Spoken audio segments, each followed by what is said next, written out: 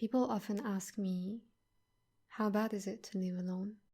I'm a divorced woman, a single mom, a foreigner in a country where none of my family members reside. So let me not sugarcoat it for you. It's not always easy. Some days can be really gloomy and challenging, especially when sickness strikes and no one is there to take care of me. When I have to carry heavy bags up what feels like 1,000 steps. When I see my nephew and niece growing through a screen without being able to hold them tight and be there for them. When I miss my mom and wish I could laugh with her in the kitchen while preparing dinner. And when the weight of daily responsibilities becomes too heavy and I feel like I'm drowning. In the past, I would get stuck in a negative cycle of thoughts that sounded like, why? Why do things have to be this way? Why do I have to go through this alone?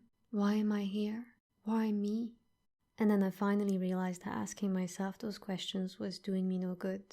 It was only adding to the pain, and most importantly, it was creating distance between me and Allah.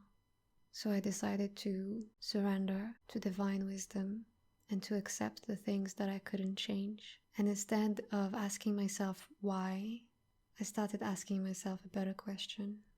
What can I do with what I have right now?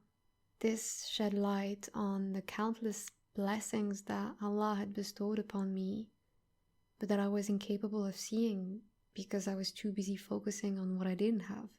The pain and anger I was holding onto for so long turned into genuine gratitude for the most generous. And the burden was lifted off my shoulders when I started putting my full trust in Him. Leading to that, I found a way to turn my pain into purpose and help others. I met incredible people who support me and love me.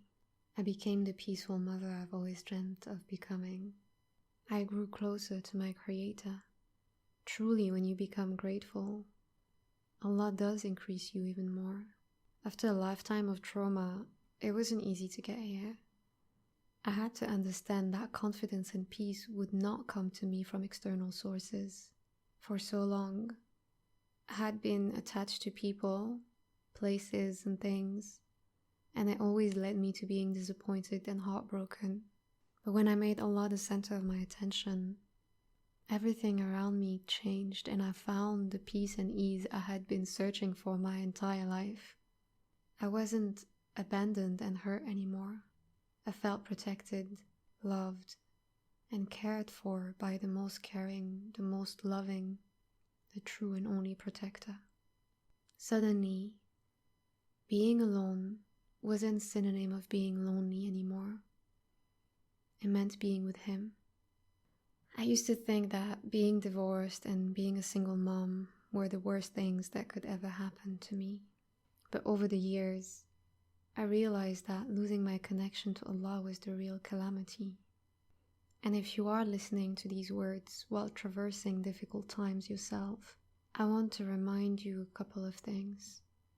Whatever difficulty you're going through right now, it shall pass. Allah has promised us that with hardship comes ease, and if you call upon Him, He will surely answer you. And if you take one step towards Him, He will run towards you. You're never truly alone. You are loved, and you are worthy of His mercy. Good things are coming your way. Just trust Him.